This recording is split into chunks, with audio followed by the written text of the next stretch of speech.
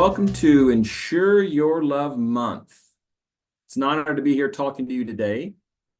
So as I think about this specific month, a question I have for all of you is, who do you love? Got that person in mind or those people in mind? Second question is, how do you demonstrate love? I was always told it was through actions. So if it's through actions, then my question for you is, have you done everything possible in the area of financial security planning to protect those that you love?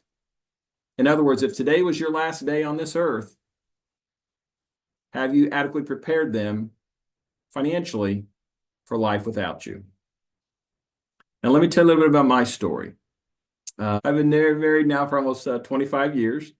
I have three beautiful daughters, and my youngest daughter has special needs. She's 13. And as I think of the people I love, clearly I love my family.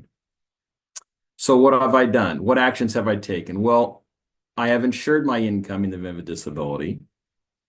I have made sure I have adequate life insurance to take care of them if I'm not here. There will be enough money for them to not only be able to pay bills, but also for my wife to be able to continue giving like we give to church, charity, and things that are really important to us and our family.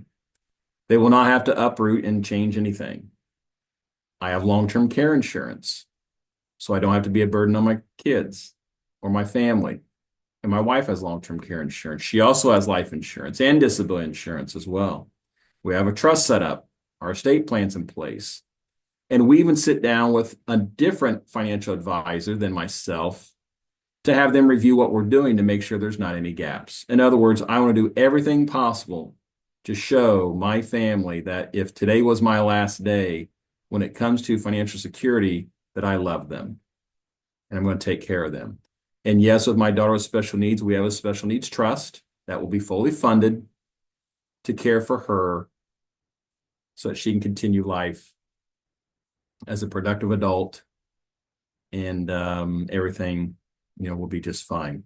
I look back to growing up. My mom found herself being a single parent about the time I was a teenager. And as I look back, I so wish someone would have sat down with her and helped guide her along, because it was a lonely journey. And I just wouldn't want to think that if all of a sudden my family woke up and didn't have me in their life, what would that be like? So it's really stuck with me through the years. So what tips do I have for all of you today? Real simple.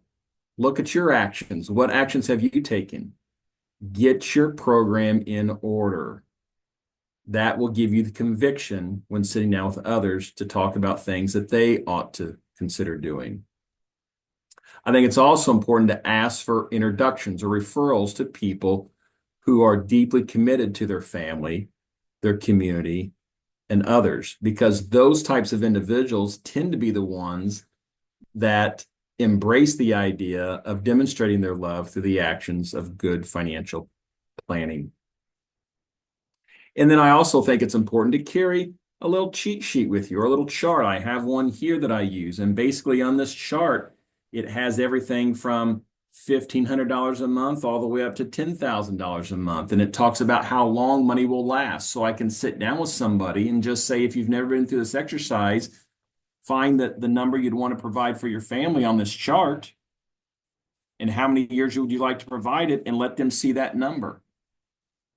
And be quiet and let them react to that, right? Because a lot of people go through life and they don't even take the time to slow down. Now, do we just use this simple chart? No, we put it into a planning software, but it just in that moment allows a person to have a quick litmus test to see how they're standing up to what they'd want to provide for their family. And then finally, when appropriate, show your program to people. Show what you have and tell them why you have it. They will pick up on that conviction. And as we all know in this line of business, if you have conviction, a lot of people will see that and they will embrace that and will use that for their own decision-making process to getting their house in order. So I hope you've enjoyed your time here today in this month of Insuring Your Love. And make sure you get your house in order. It's the best way to show your family you care.